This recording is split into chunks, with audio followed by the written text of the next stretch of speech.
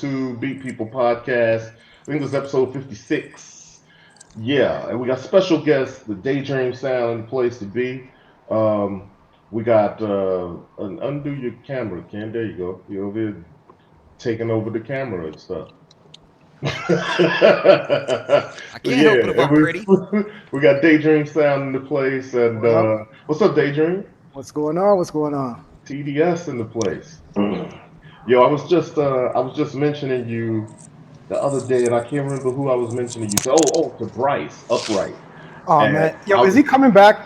Is yeah, it is he's it, is coming it a back. lie? Is he coming back? He is been Back with the a last two vengeance. weeks he's been doing his thing, man, building his Hmm. rig and really getting ready. Like this is him coming back for real. There's been a couple false starts a few other times, all right, and Yeah, now he's doing his thing and kind of getting in there. So this is dope. nice. I'm Uh, happy for that, man. Yeah, it's really dope. And I was telling him that you do like 5U and vintage samplers and stuff. And Hmm. it just kind of, both of us just kind of set back like, damn, 5U and vintage samplers. That's like Modbap. It works out, man. With the connectors kind of do make it all easier because I never got I mean, everything's quarter inch. Just everything's quarter inch, so you're just going right in. It's good. You ain't got to do Yeah, yeah, any kind of conversions or any kind of anything. And that makes sense. yeah. Which reminds me, quick out before we get started. Do you guys know of any quarter inch to like? Is there a place you can get quarter inch to mini Yeah, anywhere? absolutely. Okay. You talking about quarter inch to 3.5? Yeah. Well, the Euro rack. You Yeah. can get those. You can get those anywhere. Like anywhere from like Perfect Circuit, Mono Price, even I'll Deep send you a couple Surplus, links, Phil. Please, like man. Wicked. Control. I think You name Control it. sells them too. Control sells them. Control actually just had a sale on them the other day too. I saw a sale on them. They had Okay. is it Elemental? Somebody has them, and they were on sale for like $3. Um, Word. and yeah, Yeah, but wait, generally speaking, that cable's like $3. Nice. but the question is the voltage the same over both? I Like the think. voltage range? The control voltage range is pretty similar. Like I mean, Yeah. it's still volt per octave. The difference is in the power supply really. So Ah, yeah. That's good to Word. know, man. Thank you. Yeah, well, I'll definitely send you some links, man. It's yeah, but that's But dope. yeah, you can interpatch between Eurorack and 5U. Word. Ken, you were thinking about at one point getting into 5U too, right? I still am. It's a matter of space and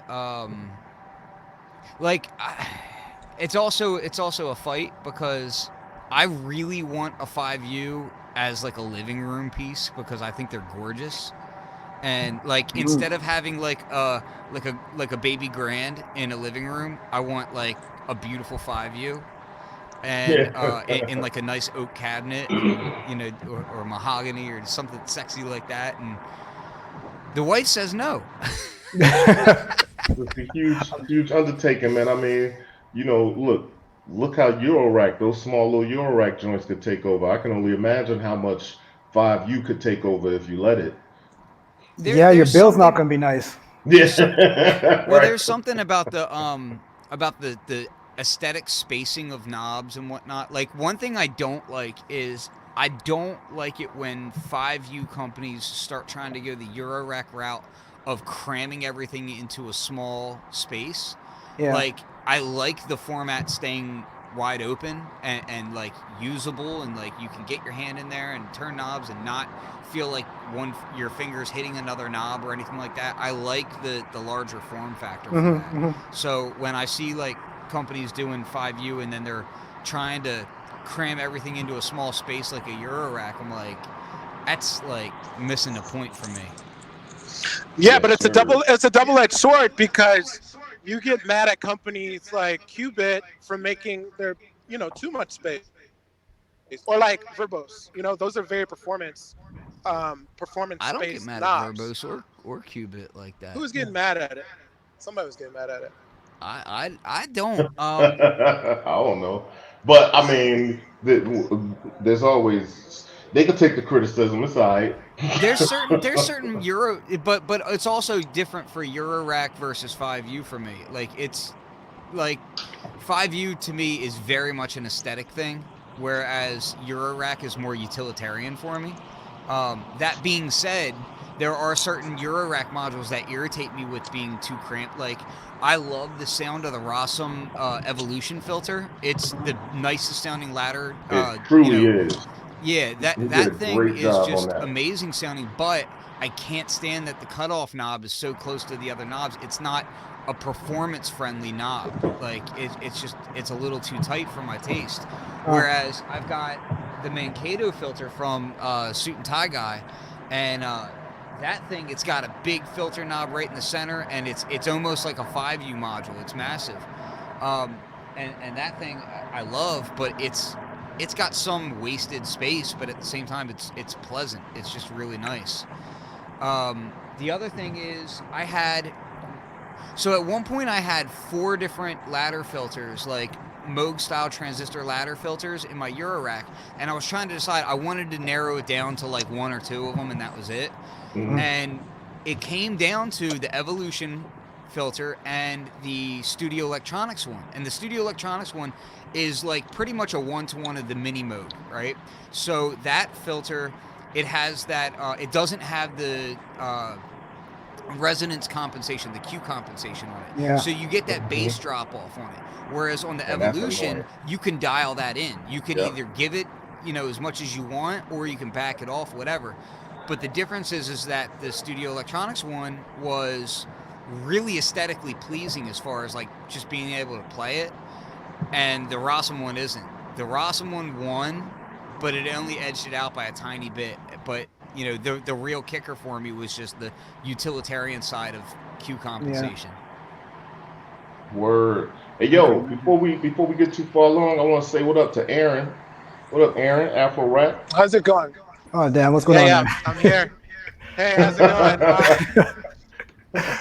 It I was know you me. can't see me right now, but I led the Oh, no. conversation the wrong way. It's all good. no, it's all good. So yeah, I'm happy to be here, and I wanted to talk about some stuff later on in the show. Afrorack is doing a Shape the Future uh, synth drive. Where we're trying to gather up some of your old used modules and synthesizers. And if you don't know, I run Afrorack organization in Chicago, where I teach modular synthesis to African Americans and children of color. So we're trying to get some gear for the new year, and hopefully the community has been helping out a lot. So we want to get as much as we can because these kids really need this education. Hey, Aaron, will they take like old things like I don't know, like old radios, old tape deck stuff like that? Anything, Okay, all right. anything music related. Anything we can make music with, anything we can experiment with. There's a list on the at Afrorack, or at the Afrorack. There's a link to it in my Instagram. Okay. So check it out, and there's a list of like all kinds of any old studio gear, old microphones, anything that All the right. kids can experiment with. It's an amazing thing that's happening in Chicago, and it'd be great if. you cut out there, Aaron. But no, we definitely Oh, support you. Yeah, there you go. cool. I'm back. Thanks so much. Yeah, no, we definitely support you, man. I got a couple of things that I'll probably end up sending you to, so All I'll right, get with great. you right after the show. But yeah, Yeah, and I'm actually going over to Nerd Audio. We're setting up a drop bin over there, so people in Chicago can actually just drop stuff off. word, dope, dope, Cool. dope. Oh, and somebody's asking Glenn. Hey, Glenn is in the chat. What up, Glenn? Glenn Darcy from Oh ASM. wow, yeah that's ASM. awesome. Ashun, is it Ashun? A shun. Ashun, ASM Ashun music machines that do the Hydra synth. And Yo, so he's in the chat. I Welcome to feel the like chat, Aaron Glenn. looks Good to see you, man. We especially got to get you thin. on the show again. Talk about Hydra as it's coming to market. Word. Look I at this feel like guy. Aaron looks Yo, thin look in at that Aaron picture, is young man. and sprightly. But yeah, so if you guys want to check out the site, just go to afrorack.org and you can get more information on it there. So just a great cause and easy way for you to support. Word up. Yeah. Let's see. Word up, word up. Thanks so I'm much. gonna put it in the thing in the chat too. Perfect, perfect. Boom. Yeah, man. So, hey, I want to get to TDS. So, one of the things TDS is here to talk about is, we were chatting on social media. He was mentioning he got a new album coming out, new musical project, and I was like, yo, why don't we get you on the show around the time that the joint comes out? And let's Appreciate it. talk about it. And support because I know he's a monster on the beats, and I was just listening to some of it this morning as I was on a run to get some creamer for my coffee. And there was a point when I just kind of sat in the car in the grocery store lot, and I was just listening to it like, yeah, I'm not ready to go in yet. Appreciate it, man. Appreciate it. Wow. Yeah, Appreciate it it. was. You know what I love about it is it's like his own like vibe, and it's kind of ethereal, and there's like the drums. It's almost like he's choking the crap out of whatever the output the drums are coming out of, and then at certain points he'll just open it up and the drums will kind of bloom. And I'm sitting here listening to his music thinking like, how's he doing this? You know Oh what I mean? man. But yeah, let's get into it, man. What's up with the album? Tell us about it. Man, it's an experimental sample based album. I made it with all the just it, for the most part old vintage samplers, and the way I go about things now is I just kind of record with the mic around the city, Hmm. and when I get back in, I'll kind of select the sounds I want. If they're percussive sounds, I'll kind of shape them to sound like drums, kind of, Hmm. Hmm. and then get to making music. Yeah, And really. yeah, most of it was just recording just a lot of events. Like near the end of the album, um, the end of the production of the album, I was kind of done with the mixing, and then the Raptors won. And that day, the whole city was just making noise. Like if you had to work, you just couldn't work. It was just people just out Oh there. my god! So I said, you know what? Let me get a little bit of this vibe on the album. I just stuck a mic outside and recorded for like a half an hour. Wow. So there's a lot of like just celebration stuff that kind of made it to the album last minute. So it's that type of method that kind of you see on the album, and that's the way I kind of do it these days. That's really dope, yo. It came off, and I'm not even finished listening to it fully, but what I heard about half of it so far, and it's really a dope album. I'm glad to be rocking to it. I'm glad you put it out there, man. I Word think up, there man. needs to be more people doing more experimental music and pushing the envelope, and knowing what your background is just really dope to see that. I And appreciate it, man. the people that love what you do might be opened up to something that they might not have heard before. Yeah. And it's good though. You know what I mean? So that's really dope. What was the inspiration for the album, yo? Oh man, death. In a short word, the album is called "History Never Gets Old," and the whole theme about it is that old things never age. They're locked in time. So I use old samplers, and I'm trying to maintain them and just old things so that they aren't forgotten. Yeah, So hence the title. So I'm trying to sustain the legacy of the things that we use and never forget them. were really Yeah. really dope. And so what was some of the gear that did you kind of stick to, like, say, just a couple pieces, or did you just kind of over time use a little bit of everything? Yeah. Make it Every time I kind of use everything, but I always start with one thing. I start usually with one sampler and then I add other stuff to it. So the majority of the album is mainly EPS 16 plus, SP 1200, and Octatrack. word You dope, dope. know, That's an interesting mix though. Can you think most people mix, or people that might have access to that stuff would yeah, mix sort of the Octatrack kind of vibes and the vintage sampling? I should be asking Afro right because I know he's yeah. into both sides of that game too. It's an interesting mix. Yeah. I've used the Mirage. What the first Mirage, the one with the hex? The DSK, yeah. Yeah, yeah, and I've used the Octatrack together. Um, that's a beautiful combination. I would say, man. Uh, let's see. I mean, anything really. It's about textures for me. But I mean, that's with anything. I don't often use the SP1200 though. I'd rather go for the Eurorack at that point. Yeah. Hmm. Yeah, yeah, Dope, dope. And yeah. so, did you let me TDS? You use those samplers, and did you get other synths and stuff involved there too? The only synths on there is the 5U. Um, Pretty much all the like a lot of the 808s and sub rumble stuff would have come from the 5U. And Okay. I also ran a lot of stuff through the 5U. Right, right, And then right. there's just a tad of on the first song, Fluid Breather, there's a tad of ESQ1. Yeah. But it's very light on that stuff otherwise. Hmm. Yeah. Yeah, Really and you've been dope. doing a lot of like so it's like what, every Friday you do your show? Yeah. Yeah, so every Friday you've got like a live podcast where it's kind of stream of consciousness and you're just kind of in the lab just messing around.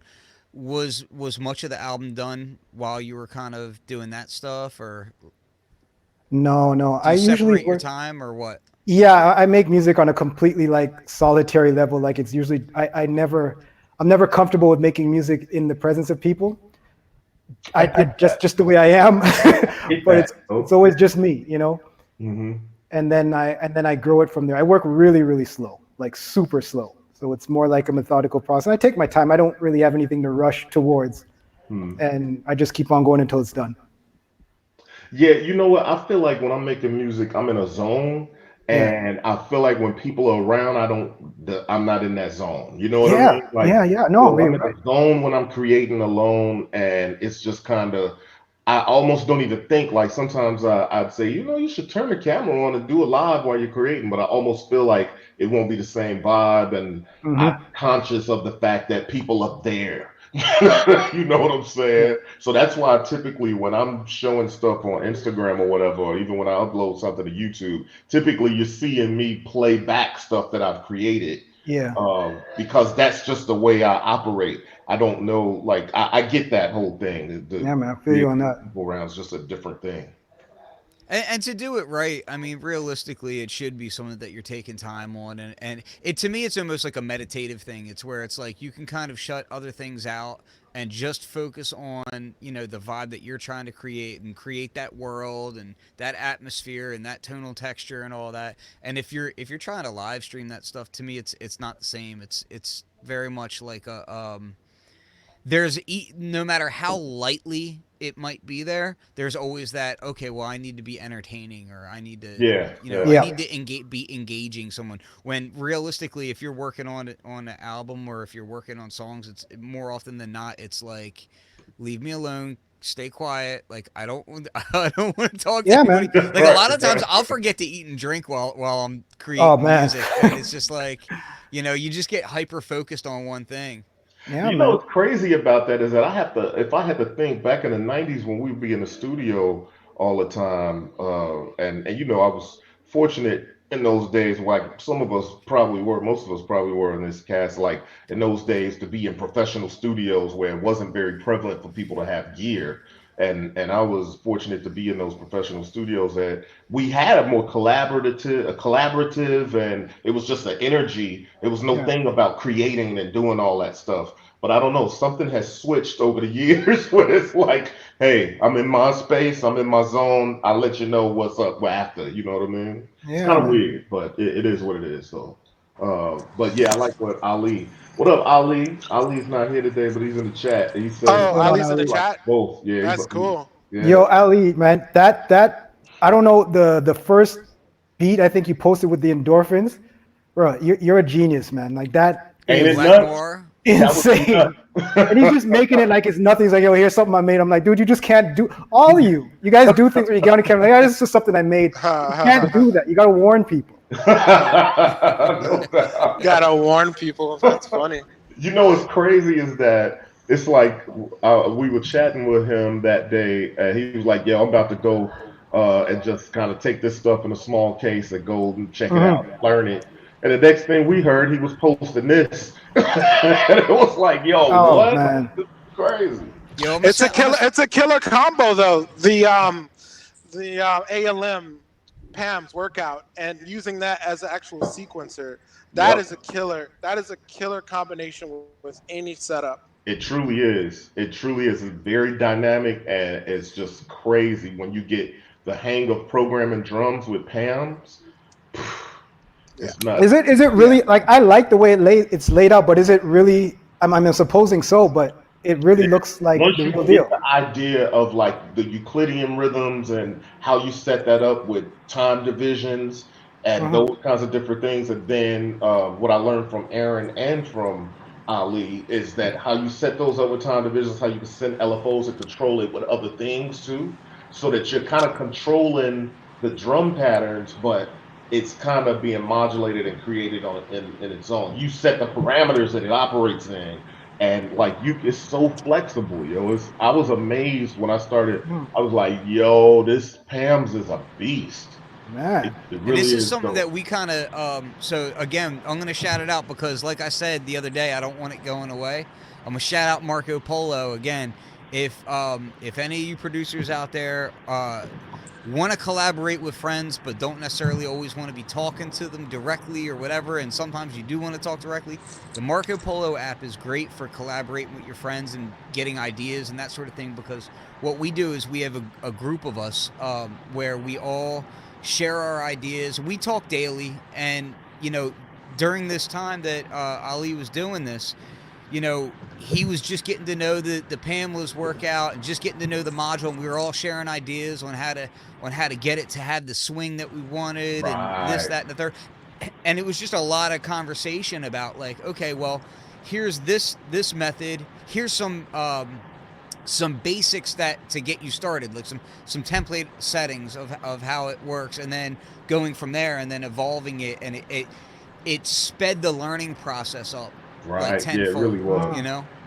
It really did. 'Cause Yeah. everybody sharing all that stuff and just jumping in, and then too, then there was findings that were shared after.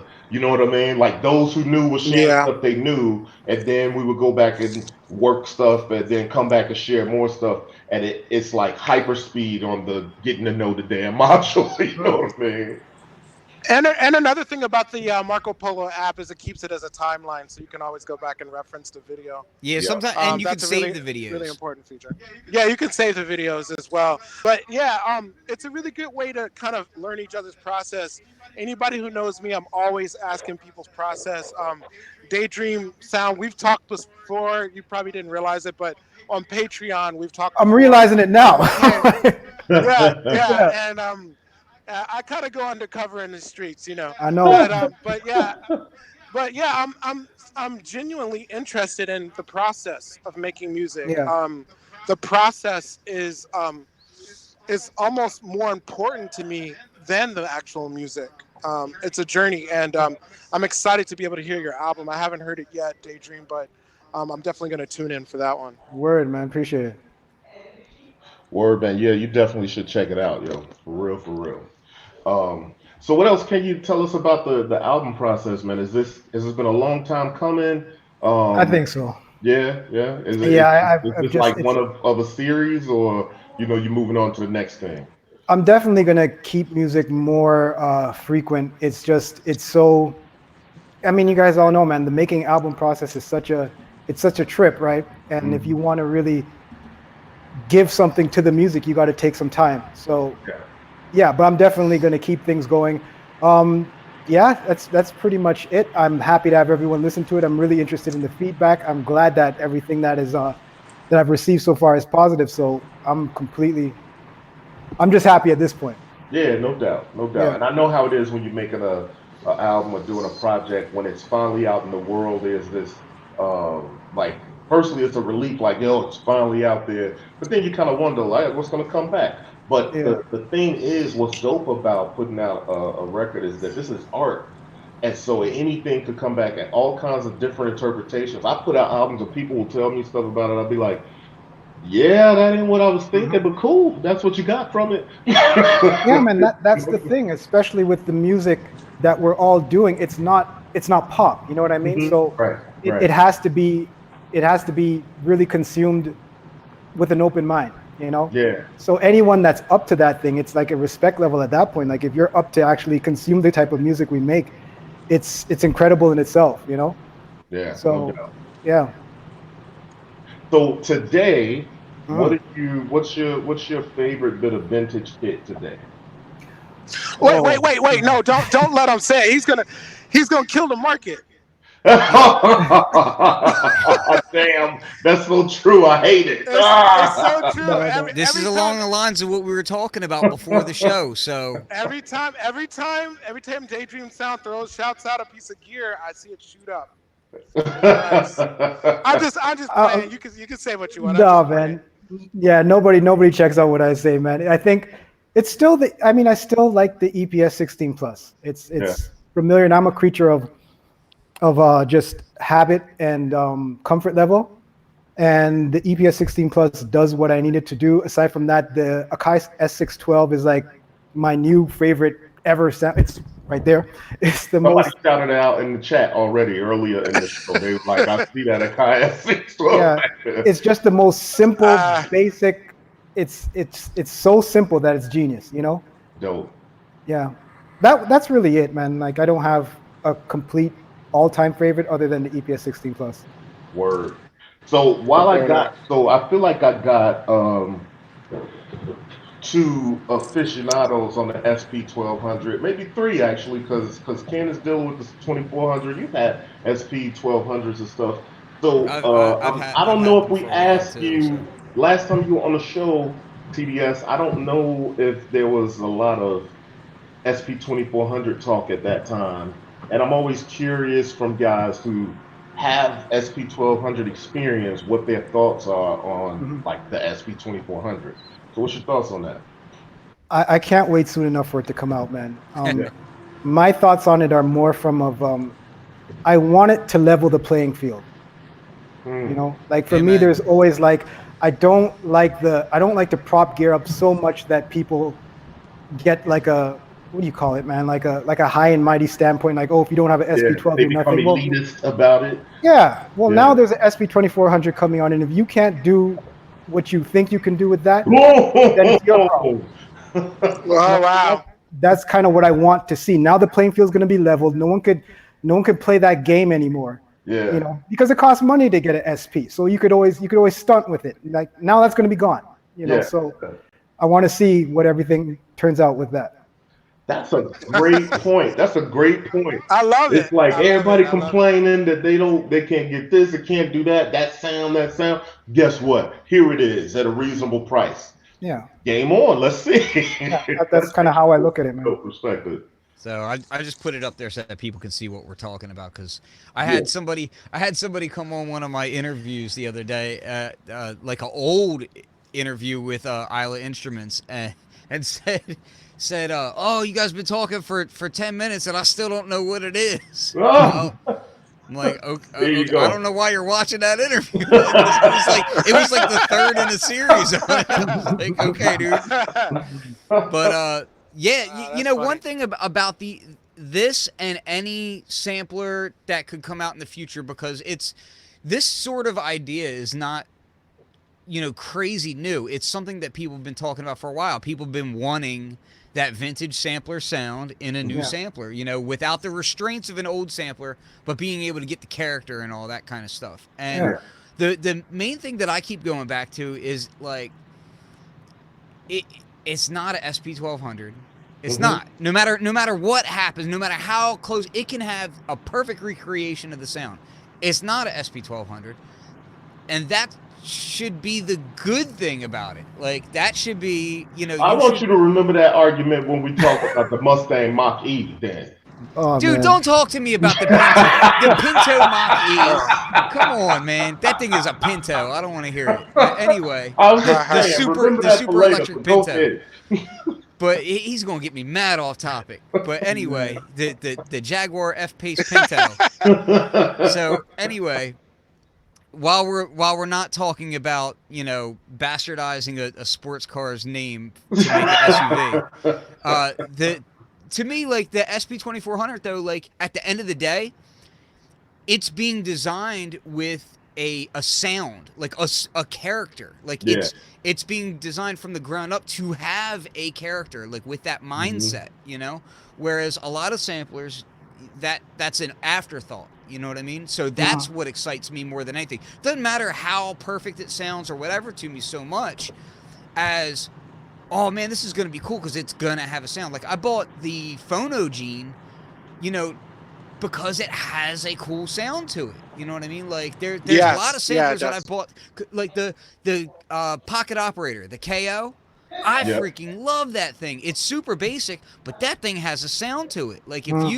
if you sample that thing and like you know and record that thing, that little ass thing has a really cool sound to it. So Hmm. to me, it's less about like trying to emulate the past or whatever. To me, it's more about like, you know, utilize what we've discovered over these last 20 or so years of samplers, 30 years of samplers, and really like, okay, now that it's been done perfectly, like where there's like 96K samplers and that sort of thing, and we've heard pristine, clean recordings and that kind of thing, Yep. we've discovered the flaws that we love. You know what I mean? And we've discovered the types of filters that we love on samples. And we've discovered, you know, lots of little tricks and things that are really pleasurable. You know, just like, you know, when guitar amps were first coming out, distortion wasn't even a thing. Distortion Hmm. became a thing because people started pushing them, and then that became a sound that people started liking, and Yeah. then they started creating amps with distortion. You know, it's the same kind of thing. And to me, it's like now we're in a new era where it's like we're getting samplers that are going to have characters specifically that we can just enjoy and utilize in those ways. And I think that's a beautiful thing. Mm. Yeah, and I think that takes away the idea of, sometimes people, and I think we've all maybe made the point, but sometimes people like to live on the point of, what you got to realize is that stuff was flawed technology, and I can't understand why people are chasing that sound. Well, yeah, that the analogy that you just used about the idea that there was no distortion before it was a thing that happened, and people dug like. Now we love that sort of 12-bit crunchy sound. It has to be a thing. And true, it's flawed technology that created that, but now it's just an endearing sound. I love the fact that it's I an mean, we love the albums that yeah, were created with them. You know, exactly. yeah. Um, so word, hey, so I feel like this is one of those things. I'm gonna transition into the next topic right here. Um, and so the Poly D. Just because we're talking about old technology, new, right? Mm. But at the same time, this is the Model D as a multi-voice synth. And I say multi-voice because that's the whole misunderstanding or argument or debate about paraphonic and polyphonic. Which I like what Ken said. It's interesting that if they call it a paraphonic Model D, it would be parody the clone, right? That's dope. But so what's y'all thoughts on that then on the new Behringer Poly D? I I'm just gonna say this real quick. I feel like this is one of those things where Moog had every opportunity to do this product itself for decades and Yeah, chose not to. literally. And Okay. it to me it's irksome when I look at Moog and I look at like price points aside, it's just irksome to me that like I look at the types of products that they come out with and I'm like I often feel like their design team is asleep at the wheel. Mhm. Like just as a product guy, I'm like, man, like people have been asking you guys for this for how long? And so and you can reissue and do this, that, and the third with the mini Moog, but to I'm really kind of like irritated back to when they first started doing those reissues and they came out with the Emerson Lake and Palmer 5U recreation. And one of the comments from one of their main engineers Hello? was, like in the little interview thing that they did was, we're really excited to bring this to the masses and share this with the people. And then they priced it at like, that one I think was 55 grand.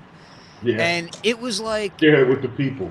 a slap in the face to me. And Mm. this product to me, like if you want to do, true recreations, blah blah blah, that's fine and all, but you've got this large customer base that's been calling for this kind of thing for so long, and they've ignored it for so long, and it's like, okay, well now when somebody else does it, I hope you guys aren't mad because, you guys have been kind of spitting in the face of your fans for a long time about this stuff. So now it's here. Like if that thing was, I mean, let's face it, it's kind of like a matriarch, It's extremely similar to what the matriarch is. Yeah, it really is, and I can say that as a matriarch owner. And I just did a matriarch video for those that want to kind of check out what the matriarch is, a mold matriarch video. And I love the sound of the matriarch. I actually, from what I hear, I love the sound of the Poly D. But here's the thing: a lot of it is pretty much the same. You know what I mean? It's a four voice paraphonic synth. The effects are different. Like there's a stereo analog delay on the matriarch, where there's a chorus on the Poly D. They both have arpeggiators and sequencers that can sequence and arpeggiate chords. They both have, four oscillators, and so I don't think it has dual or stereo filters. I'm not sure about that on the Poly D, but I'm just saying it really does come for the head of the matriarch. Like it feels like direct competition at a price point that's $1,300 less. You know what I'm saying? That's you got to raise an eyebrow at that. You know what I mean. Now I know we've had conversations, and there's always a lot of conversations about Behringer stuff about the build quality. So I don't know anything about the build quality just yet, but at the same time, one of the things that I always keep in mind with Behringer is kind of like, yo, this joint sounds great. Oh, the build quality ain't like a tank, but then it's $200. You know what I mean? Like it's kind of like Yeah. at that price point, Yeah. it almost makes me kind of like, oh, well, that ain't you know what I'm saying? One of Because the for Yeah. things that years kind you've of, had companies that charge you brand premiums and they make crap. Like, well, you know that, what well, I mean?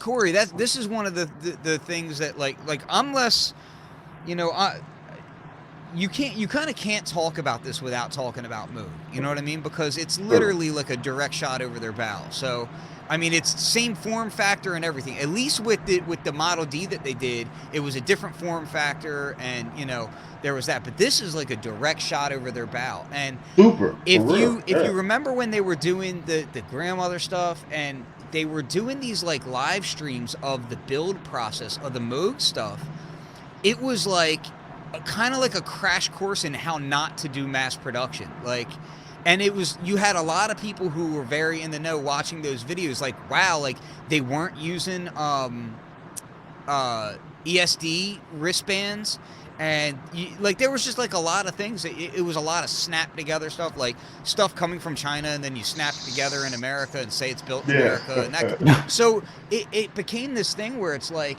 okay, you're charging a premium, and I get it, you got the name and all. The circuit designs are pretty much all old circuit designs, and that's what you're staking your claims on anyway. But it's like, man, and I'm not saying that things need to be priced as low as what Behringer is. That's not what I'm saying at all. But, don't go crying when you release a premium priced product. You show the build. The build isn't, done in like an impressively clean way, and the circuit designs are old, and somebody comes out with a near identical product because nothing's been, protected really, because it's such an old design. Wow. Mhm. Like, to me, it's just very like, I don't know. I don't. Yeah, I I mean, just I want to see think Moog I do think better. Like, to Behringer. me, this is like Uh, a calling card for, hey, time for you guys to step it up. Yeah, well, true. I wanted to speak on the build quality of the new Behringer stuff. As you guys know, I was super excited. I got the RD8, opened it up on live on camera, and it was broken. And I What? Yep. pushed the play button. Oh, I you pushed dropped the out there. one of the triggers. It broke. Can you hear me? Yeah, Yeah. Yeah. yeah, you're back now. Can you hear me? Yeah, yeah. I pushed one of the triggers that breaks. So then I just said to myself, I'm like, for an extra $200, I would really pay an extra $200 for a better build quality. You Hmm. know, um, That's fair. it was just disappointing. The sound was great, but breaking like directly out of the box live on camera was And that's something that I'm continually concerned was about because I keep hearing rumblings through the industry of like discontent over at Behringer and like issues with just people not being happy, that sort of thing. And when I hear these rumblings, it deeply concerns me because the whole reason why Behringer kind of turned it all around was because they acquired all these great companies, Clark Technic, Midas, um, TC Electronics. Like they acquired all these fantastic companies.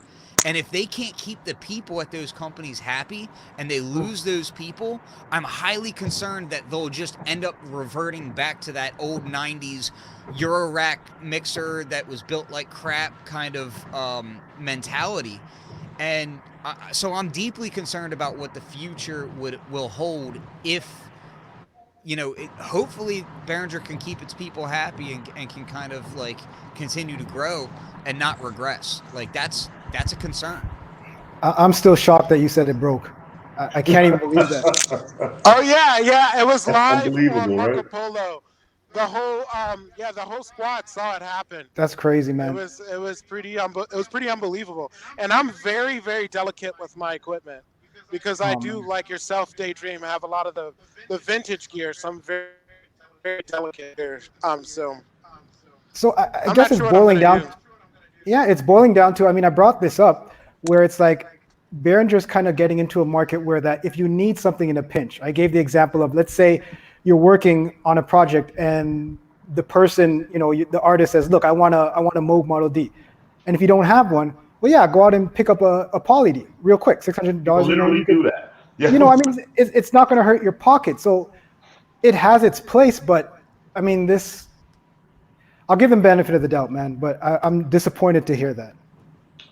That is disappointing. I mean, I should hope that that's an isolated incident, but at the same time, I just don't know. I don't. I've never seen anything like that, so it was crazy.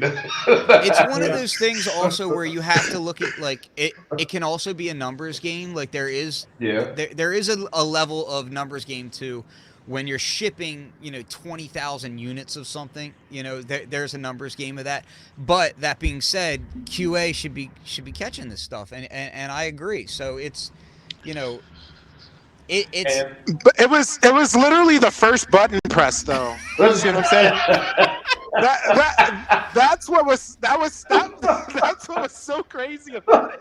and And see I I've think been I I've still been say I limited. saved the oh, photo it's so video. I've funny, been I think bro. limited. I My experience has been limited to like tool made samples, basically like prototypes and tool made samples of Behringer gear. So like I only have like a few Behringer products that actually came from a store, and everything that I've had honestly has been pretty good.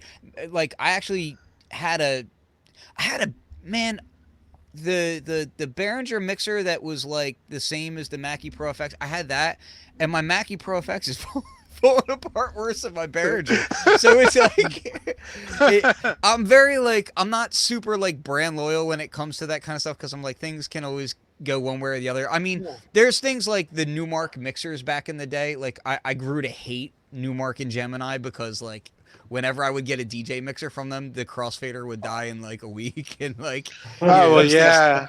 And so it was like, okay, get a Vestex, get a Rain, like don't mess with this other stuff. But like a lot of the times, it can be just mass production is a I think that's a big thing, and I think it's worth noting. When it comes to that mass production stuff, firstly, Behringer has their own factory in their back pocket that they could do numbers that other companies can't do, and then on top of that, they put the price point cheap enough where they could sell tons of them. And I believe Uli announced a month ago or so that they've become the number one selling synth company out there.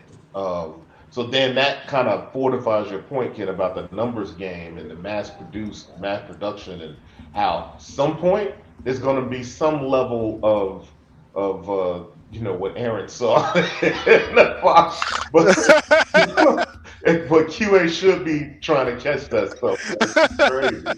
wait, you literally take it out the box and it falls Disintegrates. Like, I didn't know this was a DIY project.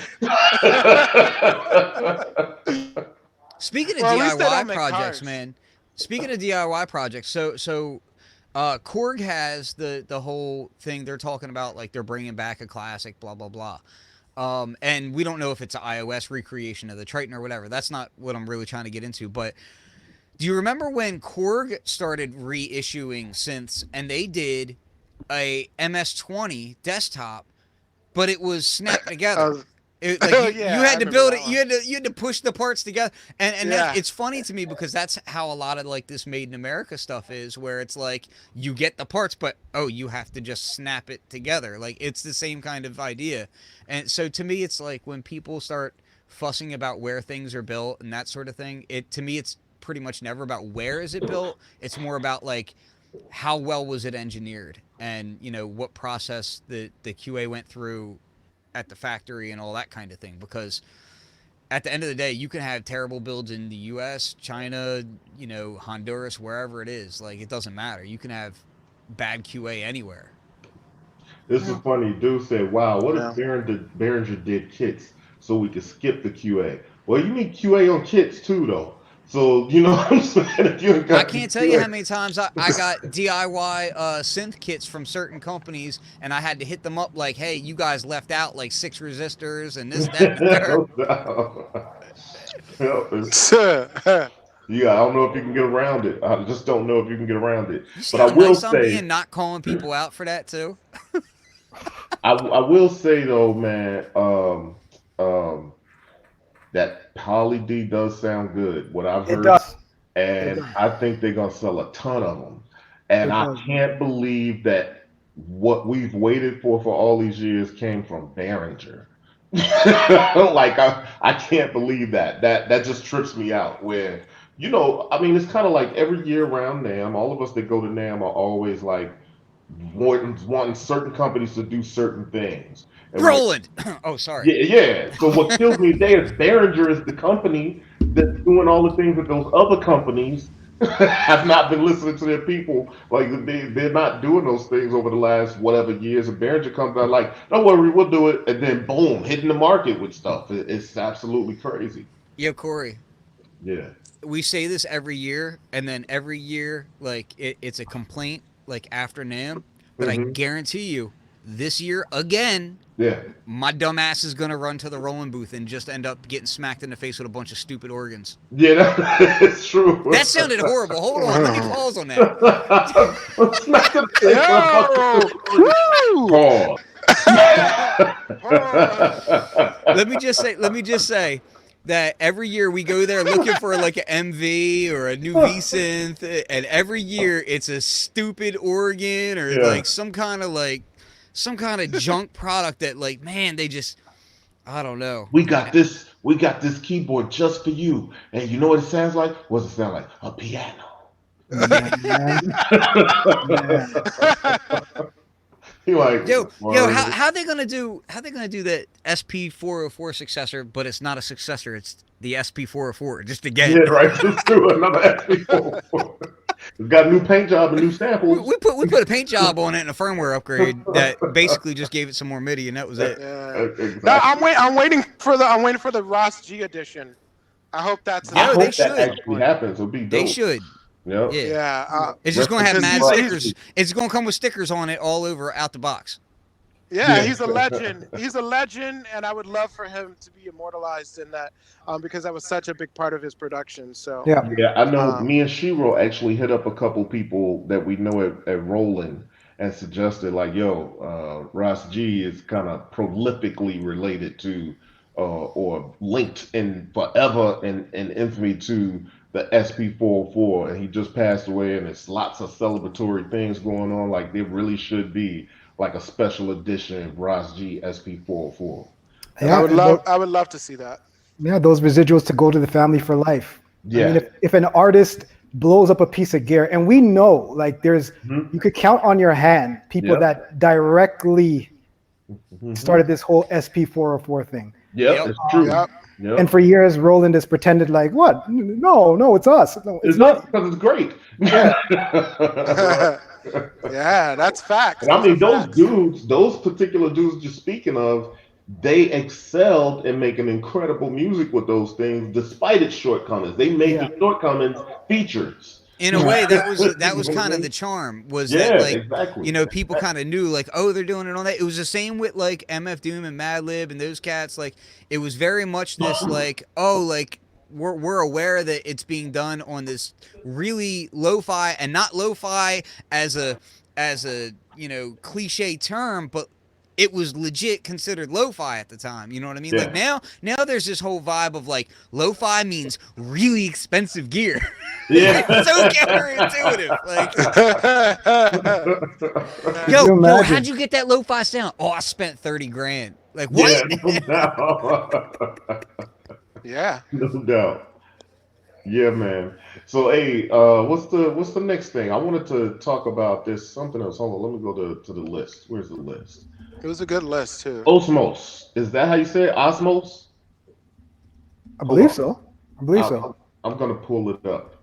This is Expressive E's um, new controller, and it basically is like Expressive E's sort of technology put into a keyboard.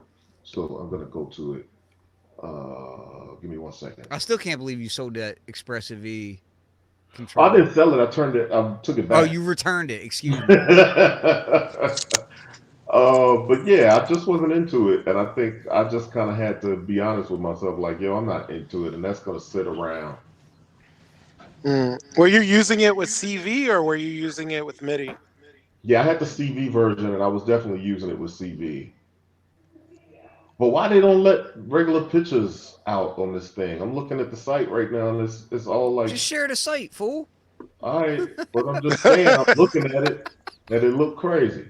Hold on, there, here,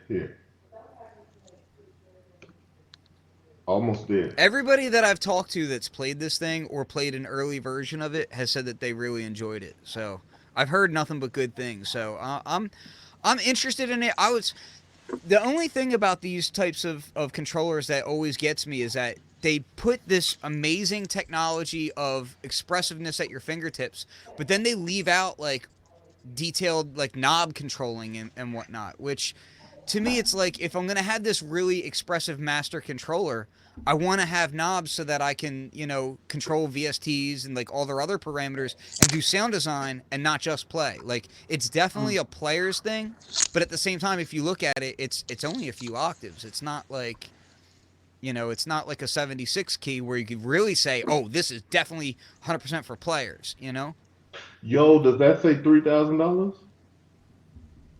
get your Where? money up. Wait, no, Yeah, it does. that's a $300 deposit. Hold on, let me look at. Yeah, that's the deposit. Oh, it's like a Heroes. deposit. Wow. Okay, so it's a $299 deposit, but what's the price though? Mm. I thought it was 27 or something like that, but That's maybe still that was that's a the lot early of price. that's a lot of loot, yo. That might have That's been a the lot earlier of money, price. dude. That's a lot of money. I mean, I would have to be a Or virtuoso to be playing something like that. Like, and Yeah. yeah, it's just a controller. Nah, The man. touch on it is amazing though. Like all those things you can do. Like if I was a player, yeah. I'd be all in. Mm-hmm. Like Yeah. it's sick. I can't say anything bad about it, but you know, it's It not for looks me. good too, though. It looks amazing. Yeah. I was interested in them to take that technology and put it into a key bed. That was kind of, I think that was a kind of bold choice. And who they partner with for the synth engine in it?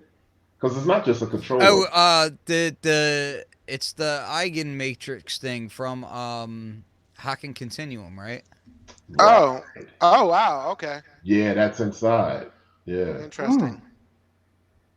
So it's pretty interesting. I mean, that's a high end piece of gear. At first, I thought it was just a controller, but yeah, it's got a synth in it, That's right? not Mm. okay. That's Yeah. different then. Then That $3,000 thing, doesn't really bother me then. yeah, Yeah. that's Right. Yeah, it legit has a synth engine in it. It's one of those things. that I really like what it does. That price point though, again, it's like you're still, if you're a synthesist, you're still Mhm. going to be pairing that with something else to do the actual knob control and programming, and then Mm. that's just going to be a play surface. And I'm like, man, I want to see it all together. Like, put, you know, put a cover over the back part of those keys, and then give me like 16 knobs or something, or eight knobs with OLED and a macro, like scribble strip or something like that. That's another thing that you still don't see enough of, is like scribble strips with MIDI knobs. Yeah. Any Yeah, CV you on the sounded back? funny. You sound funny saying it. You know what? Leave me alone. Is there on the back? Hold on, let Scribbles. me look at the back. Wicka wicka wicka. Wick, wick, whack. Oh man, I'm still in traffic, man. I still haven't made it to Nerd Audio yet. Can you believe this? What are you doing there? Are you picking something up? No, I'm dropping. I'm doing the Oh synth yeah, that's drive right. for I'm the sorry. kids. Yeah. Well, I'm Yeah, I'm always getting confused because like half the And Wu time Tang is you're for out the there buying babies. stuff. yeah. Wu Tang is for the kids. It's for the babies. Yeah, I don't know if I Uh, don't know what it has on the back. I don't see On the a back. picture. I'm Yeah. sure it says anything, but yeah, that's pretty interesting though, man. I mean, yeah, I had the dang on pedal and I returned it. It was just kind of one of those things where I did feel like while I was, I got into it and I made some dope music with it, but it was one of those things. One, the touche joint with CV is expensive, and I can't remember how yeah. much, but I felt like I spent a lot of money on Mm. it. You know what I Mm. mean? And I got it home, and I was like, "Wow, that's interesting. I don't know if all the money I just spent on it was worth what I spent on it." But then I realized later that they had a USB version, and I think that one is well worth it. But then at the same time, I probably would want the CD, right? Because I was able Right. take four Yeah. CV out of it and control all kinds of parameters. And I gotta admit, the couple of joints that I made, the tracks that I made with it, when I listen back, I'm like, I've never got that kind of expressiveness out of other stuff. You know what I Wow. mean? And it is just a different type of expressiveness when you can move your hand and hear the expressiveness in the music, and especially in the kind of music that you specifically make, where it's not cliche sort of bends and all that kind of stuff, but you're creating this movement in the music that's really your own. So I Yeah. think I was a little premature in that, but I mean, it is what it is. Well, how do you think it would pair with the grandmother, or even the matriarch?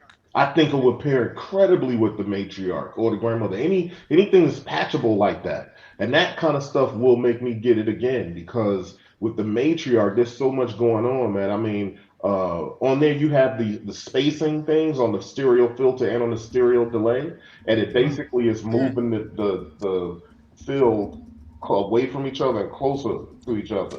And it can create such expressiveness in what you're doing and when you're playing in them. Regular LFO can do it, but a regular LFO is going to give you what an LFO gives you. But I think if you had something like the Expressive E connected to it, you could get some really ill stuff out of it. So that's the kind of stuff I thought about when I was like, damn, maybe I was a little premature, but yeah, it's a dope product. I was Yeah. just at the moment kind of like, yeah, whatever. I'm going. Like I literally bought it on Friday, made music with it over the weekend, and took it back on Monday. It was Oh kind of. man. Wow. I was like really quick Yeah, Yeah. with it that. was it was super fast, and it kind of like irked me because I was kind of lusting for one at that time, and he just did it like that, and I was just like, I What's hate you. wrong with him? Well, that was kind of like that was like me with the Hermod Oh yeah, Yeah. you when I did that had Oh, the with the dude. Hermod. No, I Hermod. think the Hermod might have been quicker though. The Hermod, you had that thing for like, dude. Like, I don't It think was like a FedEx got day. around the block yet. Wow. He's like chasing after the truck, throwing it Yeah, back at him, exactly. and making a profit while He, at yeah, it. he went and yoked up the yeah. FedEx driver at the house down the block, like, take this back. Oh man. yeah, that Hermod, man. Oh man. No doubt, no doubt, man. That's absurd, So, man. yeah, Absurd. what else we got, man? What else we got? Yeah, there was some good stuff on the list for today. Moogfest canceled. Oh, Mo, Oh, that's canceled. How about that? Wow, that's kind of strange. I that is talked to a strange. few people, and I was trying to get a little bit more tightly wound inside info on it, but I didn't really get the info that I was looking for. So it's all speculation at this point. But I mean, it's a major event. So like I can understand if a lot of people are saying, oh, because it was so close to Super Booth, but I really don't think that that was it because those two events are extremely different. They're very different than on other Yeah. opposite sides of the world. I mean, you know what I Yeah, mean? I really don't think that that's what it was at all. Yeah. At any rate, I was planning on going to it and all the rest of them in 2020. So I'm glad they canceled it because I can't be going to all that shit like that.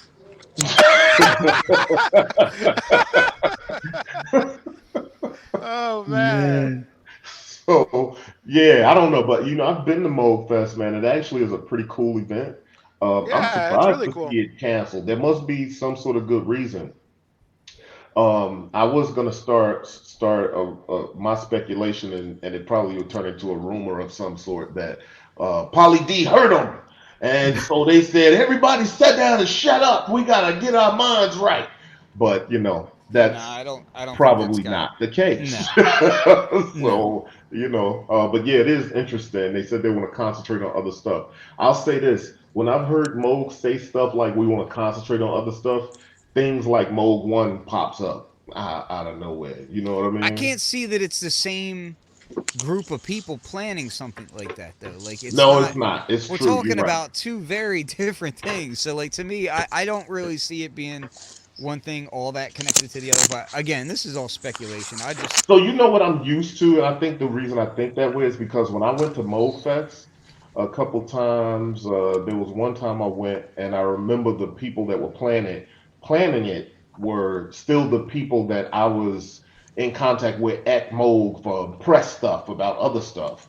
And so at that point, it was still pretty much, and I think the year after I went, they actually broke off and became their own event of their Mm. own, just like we are Moog Fest, and they start getting their own social media and all that kind of stuff. So yeah, you're probably right. It's probably a different group of people at this point because I think we've seen different bits of evolution of the mode that's like anything.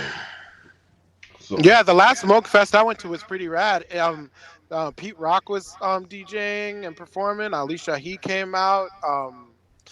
Who else was it? A bunch. that's dope. Yeah, Yeah. yeah, it's a good event. It's a really dope event. That's the event. I got to tell you, here's an interesting thing about Mode Fest. I had this weird thing happen. I was at Mode Fest and I was watching what's dude's name from Run the Jewels before Run the Jewels though. Oh, Big Mike Killer something, Mike. Mike, Killer Mike. Nah, Yeah. not Killer Mike, the other dude. Uh, LP, yeah, LP. yeah, LP. LP. So Yeah. LP, hello. Yeah, LP was performing, and what was dope is that he was performing with a DJ, a hype man, and a keyboardist who was playing like some sort of vintage mode joint. And I was standing there, we were watching it, and I was there as press, obviously, B-Boy Tech Report.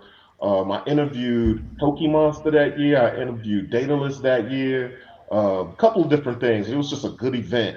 Oh, I also saw never mind, I can't think of his name, and that's disrespectful. Anyway, so I'm watching LP perform, and this dude, well, okay, there's a dude standing next to me, and every now and then, as LP's doing some dope stuff, he would look at me and be like, right, and I'm like, word, that was dope. You know what I mean? I don't know the guy. I'm literally at MoFest by myself, so went to the bar and I came back, and then I saw a tweet that said chilling at the LP concert with B-Boy Tech Report. I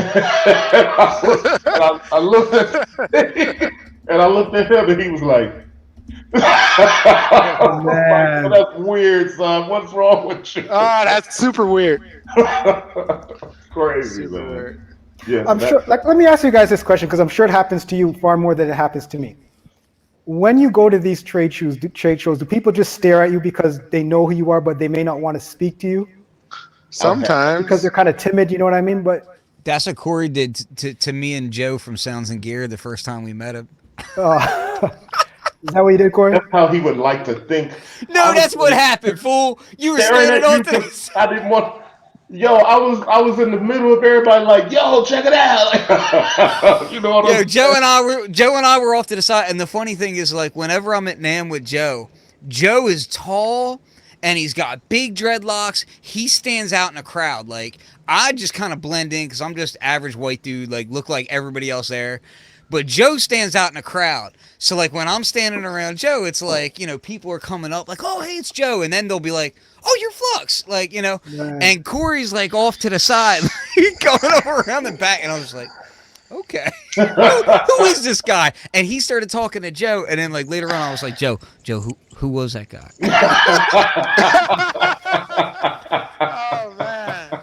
But nah, it was mad dope. We had a great Crazy. time that year. That is but crazy. That's but how I tell you I what, met. that was actually right after I had like run over to Roland and seen nothing. So I'm just saying, like, again, See nothing. Again, and see we'll continue nothing. tradition this year. I'm telling you, I'm going there again this year. I'm gonna run straight over to Roland. I do it every year, and every year I'm like, I It walk can't out of there happen this sad. year. It can't happen this year. They already rolled their stuff One out. cool thing happened when I was at Roland one time, and that Yeah. was I met there's a loop artist, a live looping artist named Rico Loop. And I met Rico Loop one year, and that was great because they were doing this is back when the RC 300, I think it was, came out. Mhm. And it's like their live looping pedal stuff. And Yeah. this guy is phenomenal. But he was like, dude, we ended up hanging out with him later. We went to a Native Instruments party, like private party that they did, and we hung out with him, and he ended up almost getting kicked off at a bus for smoking weed on the bus. And like that guy was just a character, but he was just so much fun. So that was like the best thing that I've seen Roland do every year that I've gone to NAMM, was the fact that they had this one live loop artist that was just insane. So other than that, it's always been a letdown. Crazy. You know what had just happened to me, Kim, when we had just met like that? I that was my first name. I went over to uh, um, the booth for the Mellotron, the Yeah, actual I remember Mellotron that. dude. And I remember coming and talking to you. I was like, "Yo, I just got all this footage. The dude took the Mellotron totally apart." And you know what I'm saying? He showed me, he gave me like history. I was videoing it. He gave me the whole history of the Mellotron. He took the joint all the way apart. He had the tape stretched out like this, and he told me like there's only five of these, and I'm the only person that repairs all this. And he gave the whole history, and I was recording it. And then I came and told him about it, and Ken was like, "Yo, if he took it apart from him, he'd take it apart from me." And I got back to the hotel at night, and I didn't have any audio. Oh my gosh. Yo, I was like, this is hard lessons on your first name, yo. Hard lessons, hard lessons. Wow. That's That was crazy. crazy. So I got all this footage of this dude showing me the Mellotron and giving And me no all the audio. history. You Ain't should no still audio. put that up, man. Yeah, you could put it up. We could dub it. We could dub it and just say completely random stuff over it. We'll narrate it all messed It up. would be like, this is all purple tape. I This took is called a purple tape from farfisa. the Raekwon Cuban links only, and I put it in the Mellotron. It's all purple tape. That's hot. I love it. That's right. Yeah, yeah. This is all Raekwon. I'm always pulling the tape off. Oh man. Word up. Oh my god. Yeah, man. NAMM's always a good time. I'm looking forward to it this year because we're gonna have a crew out there. Have you been to NAMM, Daydream? Never. I've You always. gotta get out that way, man. I want to. I've been just. It always comes at a time of year where I'm like, oh yeah, Nam's here, and I don't know how to get in. I have no idea. I heard you got to be special, and I ain't special. Yeah, he said, I heard you gotta be special. Yeah, it's like you gotta have either you gotta work for one of the companies that are exhibiting, or Yeah. you gotta be somehow related to retail, like You could get a pass though. or press. No, yeah, Daydream can get a pass. Yeah, You I could think- easily yeah, get a pass. because your outlet, they look at you like press. You know what Okay. I Yeah, mean? Like, you could what get a you media do. outlet. Yeah. Yeah. Okay. But So- nah, man, it's really great, especially because there's so much chicken and waffles. It's so good. it's very true. Wait, they have a Roscoe's in Anaheim? Oh yes. Yeah, right across, pretty much like a block away from. That's the like, Oh, dude, that's our wow. pilgrimage. Yeah, we That is literally, I think wild. the most people we pulled up in Roscoe's with from them was probably about 25 folks, That's how I man. was about to say. It was around 20 some odd people. Yeah, Man. like Yeah, we had to we push had the together whole multiple side. tables, Yeah, it was like a million tables pieced together. It was and Man. like, we had booths. We had tables and booths. yeah, it was crazy. Wow. It was really crazy. But yeah, we have a good time for now. This is But a tough hey, time to be gluten free, man. before I get out though, before we get out, because it's just about that time to wind the show down. But I wanted to mention D Still's project. If y'all haven't out there checked out D Still's project, so got a lot of dope music right here, right? You Yeah. got Mm-hmm. Daydream Sounds joint that just came out, and then you got D Still's joint that just came out. Yo, I just lost sound. Yeah, me too. I just lost. What happened? You can't hear me? I can hear you now. Okay, we're back. Yeah. One thing that's cool about these projects is that with the D Still project, what he's doing these two things is he's taking 30 days and he'll upload a beat per day on Instagram. And it's Mm-hmm. all something that he did in that day.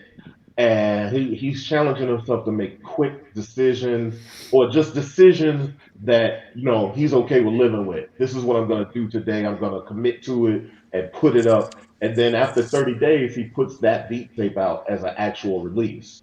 And Yeah. well, he did the first one. It's called My Instagram Beat Tape. If y'all get a chance, you should check it out. It's really dope stuff. Yeah, it's phenomenal. And Yeah. he's doing another one now. And Why I don't don't know. you throw that link in the Oh, chat too? yeah, I'll throw the link in the chat. And I think I don't know what he's calling the new one, but it's he's on day 6 or 7 right now of this new one. So Yeah, the new one's crazy. I think He's he's on insane, 7 man. right now. 6 was Yeah. yesterday. word. Daniel's like one of those guys. He can't do no wrong. Like it doesn't matter what it is. He's just gonna every time kill it. Like he's just insane. Yep, it's true. Definitely killing it. Yeah, he's It's true. really really just exceptional for no reason. Just it Yeah, doesn't matter what he does. it really truly is. And he takes his time to like his philosophy about things is pretty dope. You know what I mean? Like Yeah. when he comes to something, he's like, I want to learn this thing inside out. Mhm. And you could tell that it pays off when he does that because I can't say that I do that. Some stuff I could care less about learning inside out. Some stuff is like I want to use features 1 through 5 of 15, Now, and to be I'm clear, cool with that. You know what I mean? yo, to be clear, the beat tape I don't think is up on SoundCloud yet. The current one. The current one, It's on IG. yeah, Yeah, it's the on. current Yeah. one, it he does it all through Instagram for now, and then at the end, then he'll put it up like he's gonna release it. But for right now, the only way to hear the current stuff is to follow him on Instagram. Yep. Yeah, it's good. So yeah, but it's all real dope stuff, and he's part of the Modbap crew, so he's in there with us on the Marco Polo app every day, and we're all discussing things. And he's brilliant all the time. I have Yeah. listened all the time. Yeah, Yeah. no doubt. And so, yo, before we get out of here, I want to say thanks to TDS for coming through, bro. You always welcome. I always Appreciate it, enjoy man. your energy, and I love what you do. Thank you. The look and feel of your videos are just crazy. It's awe-inspiring. Everything is Appreciate it. stellar. So I appreciate you, man. Thank Uh, you. Good luck on the new project. I'll definitely be picking it up, and I'll be listening to it and analyzing it and being inspired by it, like I do by the crew. So appreciate you, bro. Anything you want to promote on your way out? I want to promote you guys, man. Like your whole look. The fact that you're even like creating something new and being so open with it, I always just like this is the ground level. We're watching something that's not ever going to go away, Hmm. and I'm just like we're all. I'm speaking for everyone who's into this sort of thing. We're watching you guys create something, and it's inspiring every day. Like all of you, thank you. Keep doing it. Don't stop. Keep on sharing. Keep on spreading the word. That's all I got to say. Appreciate you, bro. No doubt. Good stuff. Yo, Yo, Aaron. those are big words. I appreciate that. Daydream Sound. Hey, so go over to my IG. I just kind of revealed a little bit of my process. Will do. If you guys don't know, I do drum breaks, and I just revealed that I do it mostly with the poly and percussion, and then I cut that to vinyl, and then I sample that into my modular, make Modbap. Word. So there's a Word. video. There's a video of that process on my IG story right now. If you want to peep that. And again, the Afro Rack Inspire the Young Musicians Holiday, Shape the Future Drive is going on. Check out my IG profile at Afro Rack, and then that'll take you over, and you'll see kind of the list of things that we're asking for, and that's going to be going on through the holidays, and it'll end late January. But yeah, support the kids in Chicago learning modular synthesis.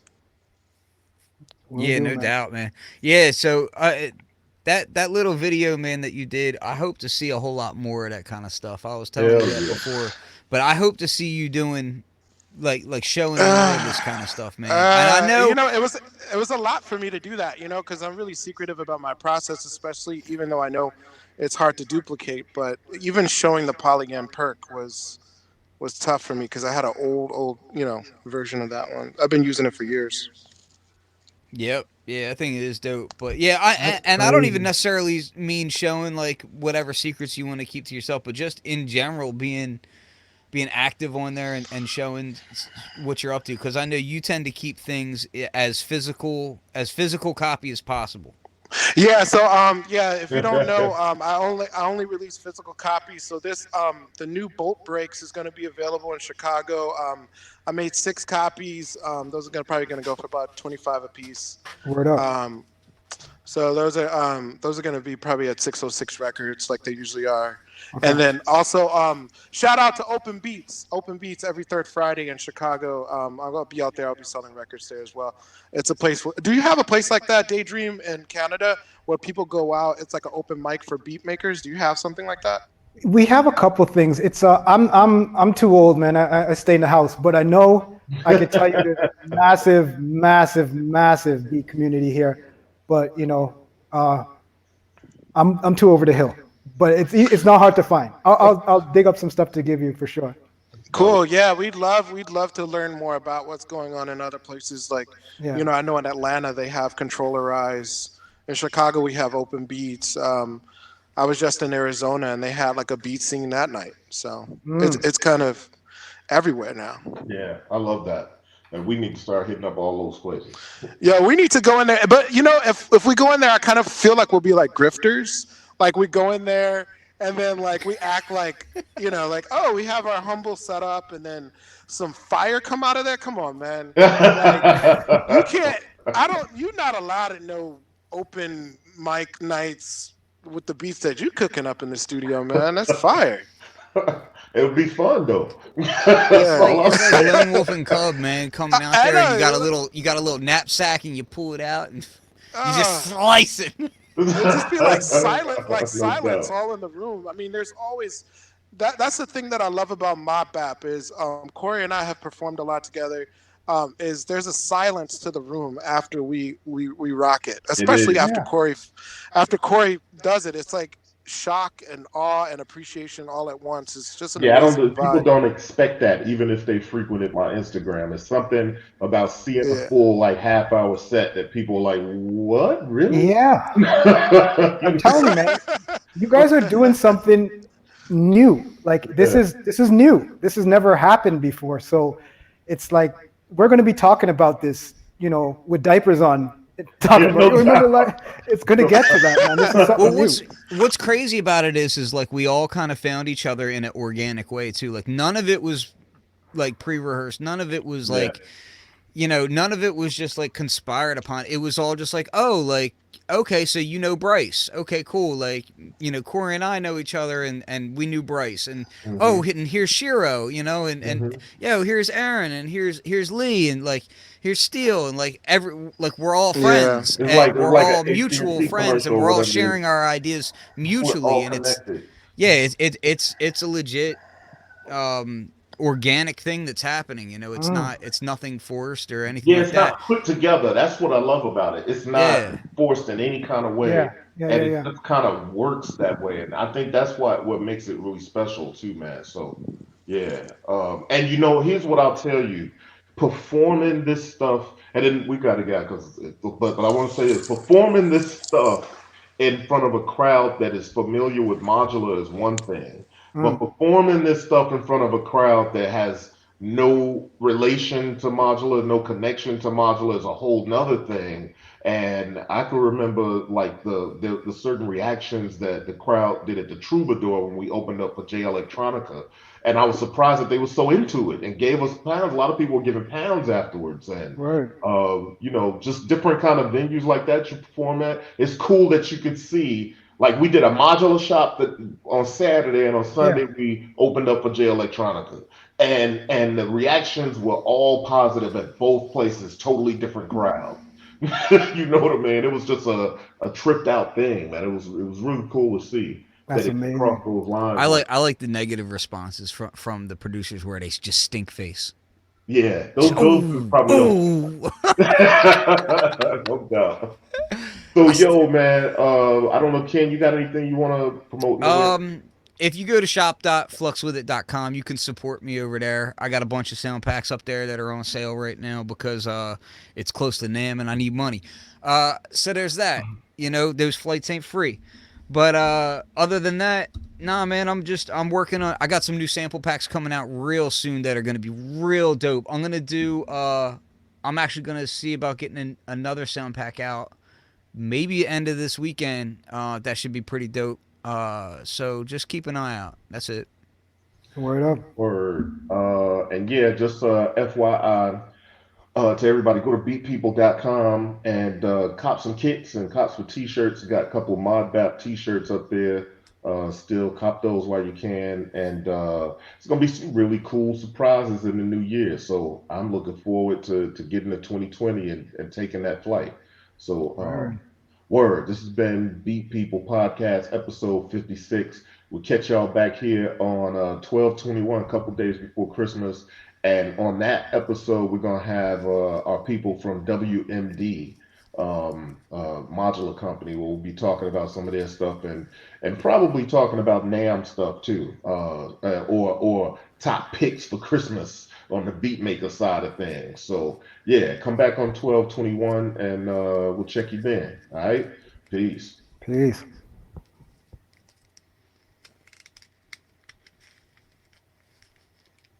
Epstein didn't kill himself.